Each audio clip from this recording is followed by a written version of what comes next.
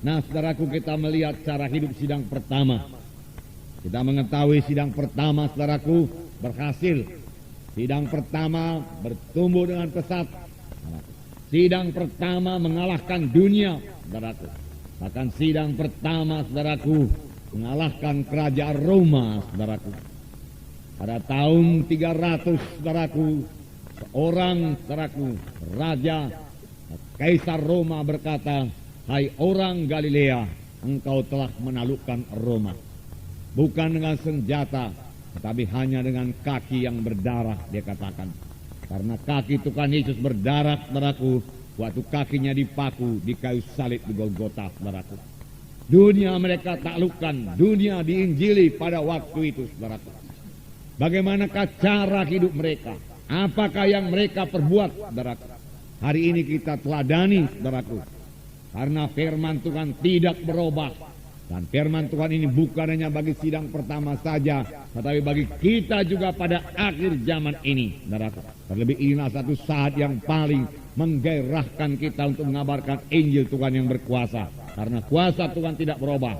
Karena jikalau kita mematuhi firman Tuhan dan percaya kepada firman Tuhan, sama sebagaimana sidang pertama percaya kepada Tuhan, maka kita juga akan mengalami apa yang dialami oleh sidang pertama. Kita akan membaca Kisah Rasul pasal 2 ayat 36 sampai 47. Mari kita baca.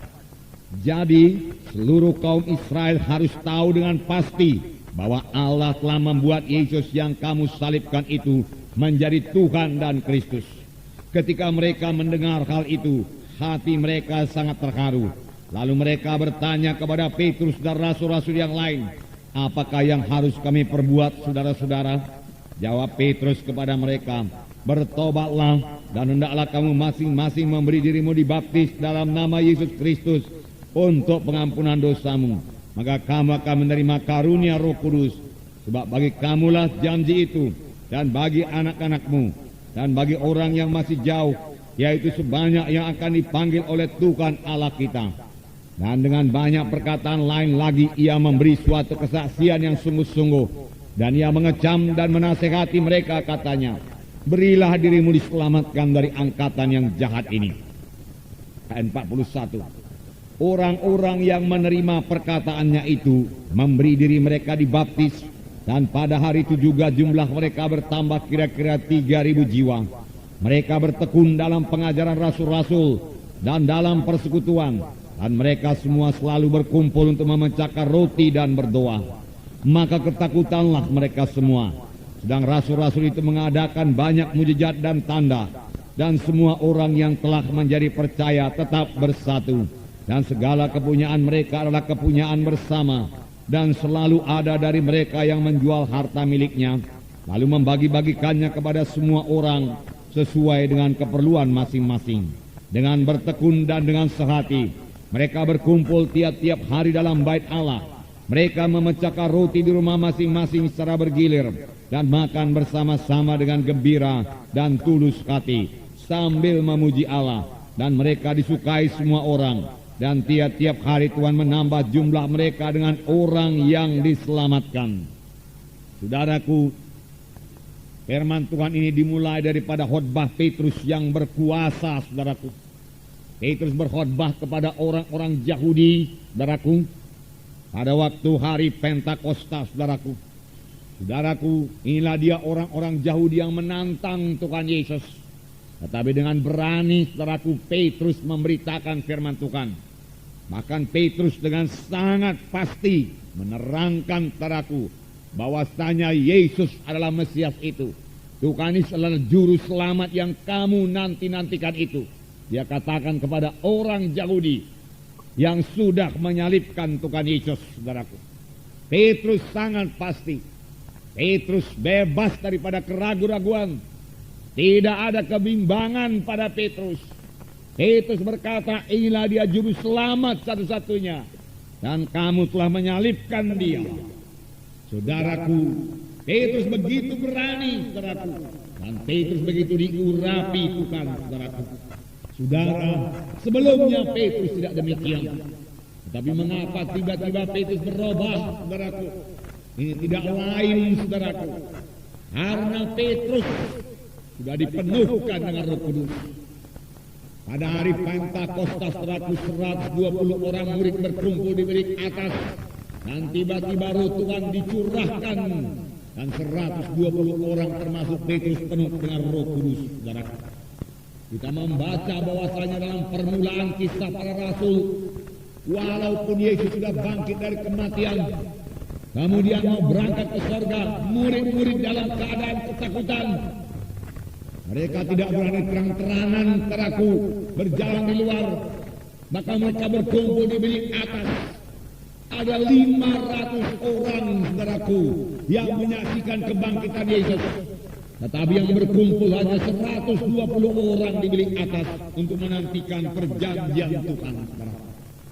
Perintah agung sudah diberikan Tuhan pada waktu itu. Pergilah kamu ke seluruh bumi, jadikan sekalian bangsa muridku, baptislah mereka. Tetapi mereka tidak tahu apa yang akan mereka perbuat. Mereka dalam keadaan kebingungan. Tapi Tuhan tidak membiarkan mereka tetap dalam keadaan demikian. Tuhan Yesus berkata kepada mereka dalam Kisah Rasul pasal 1, saya bacakan sedikit pada saudara ayat 4. Pada suatu hari ketika ia makan bersama-sama dengan mereka, ia melarang mereka meninggalkan Yerusalem dan menyuruh mereka tinggal di situ menantikan janji Bapa. Yang demikian katanya telah kamu dengar daripadaku. Sebab Yohanes membaptis dengan air, tapi tidak lama lagi kamu akan dibaptis dengan Roh Kudus.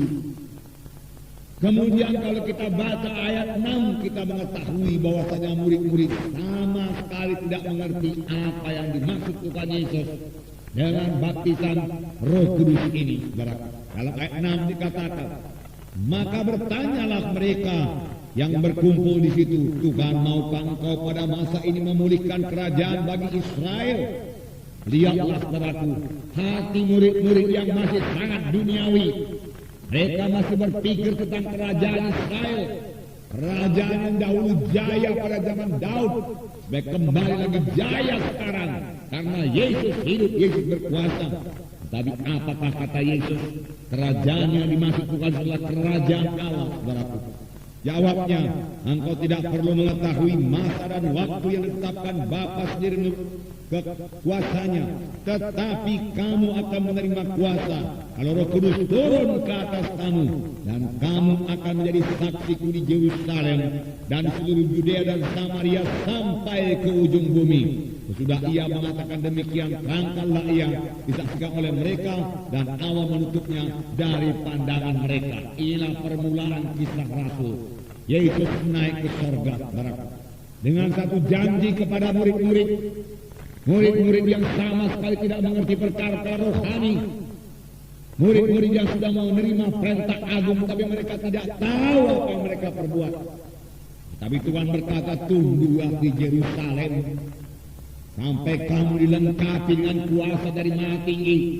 Tidak mungkin kamu melayani, tidak mungkin kamu menggenapkan perintah agung dan kekuatanmu sendiri. Aku tahu sampai di mana kekuatanmu. Aku akan memberikan penolong kepadamu, yaitu Roh Kudus. Karena Yohanes membaptis dengan air, tapi tidak lama lagi kamu akan dibaptis dengan Roh Kudus. Dan kalau kamu dibaptis dengan Roh Kudus, kamu akan menerima kuasa. Kamu akan menerima kuasa. Kamu akan lain dari biasanya. Kamu akan berubah. Roh Kudus akan mengobatkan kamu. Roh Kudus akan membuat kamu berhasil. Roh Kudus akan menggoncangkan dunia ini bagimu, dia katakan. Dan kamu akan menjadi saksi bagiku Yerusalem, Yudea, Samaria, hingga sampai ke ujung bumi.